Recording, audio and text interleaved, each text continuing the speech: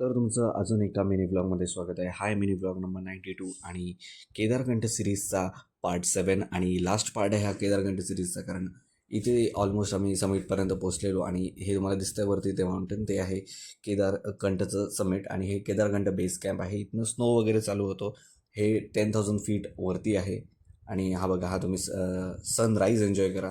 तिथे आम्ही रात्री ट्रेकिंग तिथे सर्व रात्री ट्रेकिंग करून गेलेले आणि मग सनराईज तिकडनं आम्हाला दिसला. तुम्ही बघू शकता कसा सनराईज होतो आहे. ते वन लाईफ टाईम एक्सपिरियन्स आहे आणि वरती जाताना बरेचसे लोक परतून गेले तर सगळ्यांसाठी नाही आहे. म्हणजे ट्रिप एन्जॉय करण्यासाठी जर तुम्ही जात असाल तर कुठे दुसरीकडे जावा. हे प्रॉपर ट्रेकिंग आहे आणि ते सँडस्टॉर्म वगैरे असतात. हे माउंटेन रेंजेस बघा सँडस्टॉर्म वगैरे असतात खूप आणि ऑक्सिजन वरती खूप कमी होतं कारण आपण 12,500 फीट्सवरती जातो आहे अबाव सी लेवल. तर ते कन्सिडर करा, तुमचं एज वगैरे कन्सिडर करा आणि मग ह्या ट्रिपवर जायचा प्लॅन करा.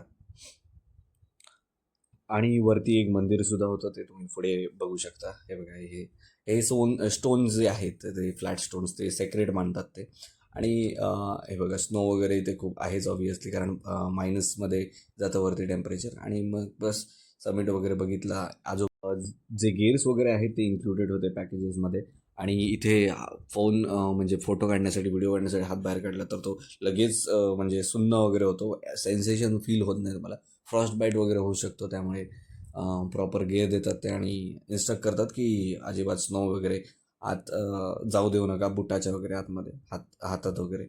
आणि मग काय खाली उतरलो आणि एक मुलगा जो होता तो बघा तुम्ही पुढे बघा असं स्लायडिंग करत येत होतो आणि हा मुलगा होता तो ऑलमोस्ट पडला. तर स्लायडिंग करताना पण खूप इन्स्ट्रक्शन दिले त्यांनी की कसं स्लायडिंग वगैरे करायचं. आणि आता हे आम्ही खाली उतरत होतो.